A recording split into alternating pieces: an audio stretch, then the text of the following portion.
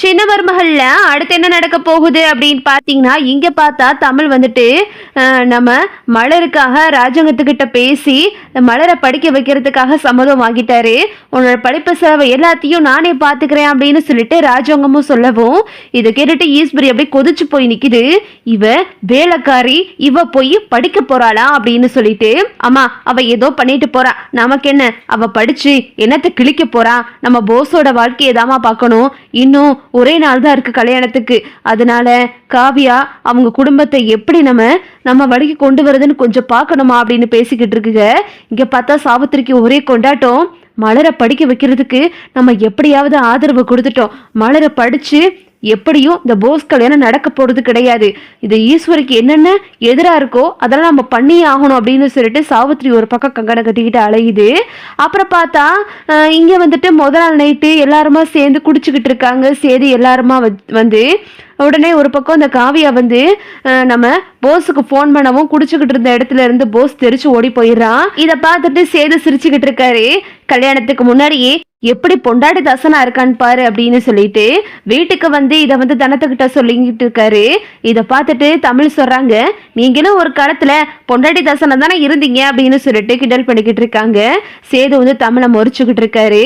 அப்புறம் பார்த்தா மறுநாள் வந்துட்டு கல்யாண வேலையெல்லாம் வீட்டில் நடந்துகிட்டு இருக்கு. வீட்டில் எல்லாம் அலங்காரம்லாம் பண்ணிக்கிட்டு இருக்காங்க. இந்த காவியா வந்துட்டு இந்த போஸ் கூட ஒரு பக்கம் பேசிக்கிட்டு இருக்கு. இங்கிட்டு பார்த்தா புடவை எடுக்கிறது, நகை எடுக்கிறது, இப்படி எல்லா வேலையும் நடந்துகிட்டு இருக்கு. வீட்டில் புடவை எடுக்கிறதுக்கு வர்றாங்க. ஈஸ்வரி வந்துட்டு எனக்கு 1 லட்சத்துக்கு புடவை 2 லட்சத்துக்கு புடவைன்னு எடுத்துக்கிட்டு இருக்கு.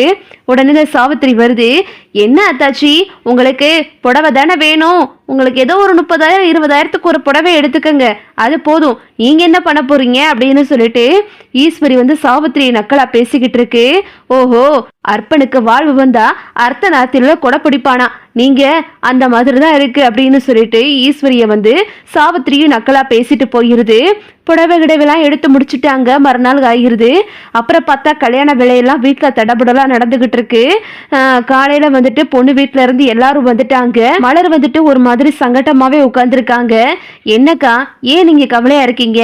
அதான் மாமா உங்களை படிக்க வைக்கிறதுக்காக சம்மதம் சொல்லிட்டார்ல, நீங்க நல்லா படிச்சு மற்றவங்க மூக்க உடைக்கணுக்கா, நீங்க யாருன்றத காட்டணும் அப்படின்னு சொல்லிட்டு தமிழ் வந்து மலர்கிட்ட பேசிக்கிட்டு இருக்காங்க. இங்க பார்த்தா பொண்ணு வீட்டுல இருந்து எல்லாரும் வர்றாங்க. ஈஸ்வரி வந்துட்டு, அடியே வேலைக்காரி, என்ன படிக்க போறோன்ற திமிரில் இருக்கியா? இன்னும் கொஞ்ச நேரத்துல எங்க வீட்டு மருமக வந்துருவா, சும்மா கல்யாணத்துக்கு வந்து அங்க வந்துன்னு சொல்லிட்டு வீட்டு பக்கம் வந்த அப்புறம் நடக்கிறது வேற அப்படின்னு சொல்லிட்டு ஈஸ்வரி வந்து மலர்கிட்ட சத்தம் போட்டுக்கிட்டு இருக்கு. நான் ஒன்றும் வரப்போறது கிடையாது, எனக்கு இதோட எனக்கு பிடிச்ச கிரகம் ஒழிஞ்சிச்சுன்னு நான் நினைச்சுக்கிறேன் அப்படின்னு சொல்லிட்டு பதிலுக்கு பதில் மலரும் பேசுறாங்க. அப்புறம் பார்த்தா வீட்டுல எல்லாருமே வந்துட்டு கல்யாண வேலையை பார்த்துக்கிட்டு இருக்காங்க. ஐயர் வந்துட்டு பொண்ணையும் மாப்பிள்ளையும் மணமேடைக்கு கூட்டிட்டு வாங்க அப்படின்னு சொல்றாங்க. அதே மாதிரியே பொண்ணும் மாப்பிள்ளையும் வந்துட்டு மணமேடைக்கு வந்துகிட்டு இருக்காங்க. போஸ் வந்துட்டு காவியாவை பார்த்து வழிகிறான், நீ ரொம்ப அழகா இருக்க அப்படின்னு சொல்லிக்கிட்டு இருக்கான். இங்கிட்ட பார்த்தா ஈஸ்வரி முகத்துல அம்புட்டு பல்லும் தெரியுது. அப்பத்தா வந்து பாத்தியா ஓசியில கிடைக்குதுன்னு மூஞ்சி புறம் பல்லாத்தான் இருக்கு, இவ எப்ப பார்த்தாலும் அடுத்தவன் காசுக்கு அழிஞ்சிட்டு இருக்கா அப்படின்னு சொல்லிட்டு பேசிக்கிட்டு இருக்காங்க. அப்பத்தா வந்து அப்புறம் பார்த்தா இந்த சாவித்திரி வந்து, என்னடி இந்த கல்யாணம் நடந்துரும் போல, நம்ம என்ன பண்ண போறோம்னு தெரியலடி அப்படின்னு சொல்லிட்டு சாவித்திரியும் தாமரையும் முழிச்சுக்கிட்டு நிக்குதுங்க.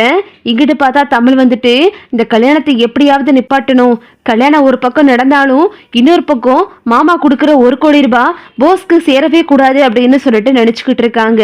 சரி நம்ம என்ன பண்றது அப்படின்னு சொல்லிட்டு தமிழ் யோசிச்சுக்கிட்டு இருக்காங்க. திடீர்னு தமிழுக்கு ஒரு ஃபோன் வருது. தமிழோட காலேஜ் மேம் ஃபோன் பண்றாங்க. தமிழே நீ 1 நிமிஷம் இங்க வரியா அப்படின்னு கூப்பிடும் போது, எதுக்கு மேம் அப்படின்னு கேக்குறாங்க. சீக்கிரமா வா அப்படின்னு சொல்றாங்க. தமிழும் வந்துட்டு சீக்கிரமா கிளம்பி அங்க போறாங்க. அங்க போய் பார்த்தா அந்த கிராமத்துல சிறுமலை கிராமத்துல இருந்து ஒரு சில பேரும் கூடவே வனத்துறையினரும் இருக்காங்க. மேம் இவங்களாம் யாரு அப்படின்னு கேட்கும்போது, நம்ம மெடிக்கல் கேம்புக்கு போனோம்ல, அங்க இருந்த மலைவாழ் மக்கள் தான் இவங்கெல்லாம், அவங்க இப்போ ஒரு வீடியோ ஆதாரத்தை கொண்டு வந்திருக்காங்க அப்படின்னு சொல்றாங்க. என்ன மேம் சொல்றீங்க அப்படின்னு கேட்கவும், தமிழ்ச்செல்வி நீ தானே மருந்து எடுத்த அப்படின்னு கேட்குறாங்க. ஆமா மேடம், நான் தான் மருந்து எடுத்துட்டு வந்தேன். வர வழியில என்னை யாரோ தலையில அடிச்சு என் கையில இருந்த மருந்தை எடுத்துட்டு போயிட்டாங்க. வந்து பார்த்தா போஸ் தான் என் மாமாவோட உசுரை காப்பாத்துறதா சொல்றாங்க அப்படின்னு சொல்லிட்டு தமிழ் சொல்லவும், அது சம்பந்தமா தான் இவங்க ஒரு வீடியோ கொண்டு வந்திருக்காங்க அப்படின்னு சொல்லிட்டு டாக்டர்லாம் வந்துட்டு அந்த வீடியோவை காட்டுறாங்க. அந்த வீடியோவில் பார்த்தா தமிழ் வந்துட்டு மருந்து எடுத்தது, அது போக போஸ் வந்து தமிழை தலையில் அடிச்சு அந்த மருந்தை எடுத்துட்டு போயிட்டு போனது, இப்படி எல்லாமே அதில் பதிவாயிருக்கு. உடனடியா தமிழ் சொல்றாங்க, மேடம் இவங்களை இப்போ உடனடியா எங்க வீட்டுக்கு கூட்டிட்டு போயிட்டு மாமா கிட்ட இந்த உண்மையை சொன்னோம் அப்படின்னா கண்டிப்பா அந்த கல்யாணம் நிப்பாட்ட முடியும். அது மட்டும் இல்லாம 1 கோடி ரூபாய் எங்க மாமா அந்த போஸுக்கு கொடுக்கறதா இருக்காரு, தடுத்து நிப்பாட்டணும் மேம் அப்படின்னு சொல்லிட்டு தமிழ் வந்துட்டு அந்த கிராம மக்கள் ஒரு சில பேரையும் அது போக அந்த வனத்துறையினர் எல்லாரையும் கூட்டிக்கிட்டு தமிழ் வந்து தன்னோட வீட்டுக்கு போறாங்க. இங்க பார்த்தா தாலியெல்லாம் வந்துட்டு ஆசீர்வாதம் வாங்குறதுக்காக எல்லாருக்கிட்டையும் போய்கிட்டு இருக்கு. சாவித்திரி வந்துட்டு என்னடி கல்யாணம் நடக்க போகுது, ஏதாவது ஒன்று நடக்காதா அப்படின்னு சொல்லிட்டு நினைச்சுக்கிட்டு இருக்காங்க. அப்புறம் பார்த்தா என்கிட்ட ஈஸ்வரி நான் சொன்ன மாதிரியே போஸுக்கு நான் 1 கோடி ரூபாய் தாரேன் அப்படின்னு சொல்லிட்டு ராஜாங்கம் வந்து செக்கில் கையெழுத்து போட போகல கரெக்டாக வந்துட்டு தமிழ் வர்றாங்க. மாமா 1 நிமிஷம் மாமா அப்படின்னு சொல்லும்போது என்னம்மா யாரு அப்படின்னு கேட்குறாங்க. இந்த ஈஸ்வரி வந்துட்டு அடியே என்னடி நீ எதுக்கடி வந்து நிறுத்த சொல்ற, நேரங்கிட்ட நேரத்தில் வந்துகிட்டு இருக்க அப்படின்னு கேட்கும்போது 1 நிமிஷம் நான் ஒன்றும் உங்ககிட்ட பேச வரல அப்படின்னு சொல்லிட்டு தமிழ் உள்ள வர்றாங்க. கூடவே அந்த வனத்துறையினர் அது போக அந்த கிராம மக்கள்லாம் வரவும், வாங்க நீங்க எல்லாம் யாரு அப்படின்னு ராஜவங்க கேட்கவும், ஐயா நாங்க சிறுமலை கிராமத்துல இருந்து வந்திருக்கோம், எங்களுக்கு ஒரு முக்கியமான தகவல் ஒண்ணு வந்திருக்கு.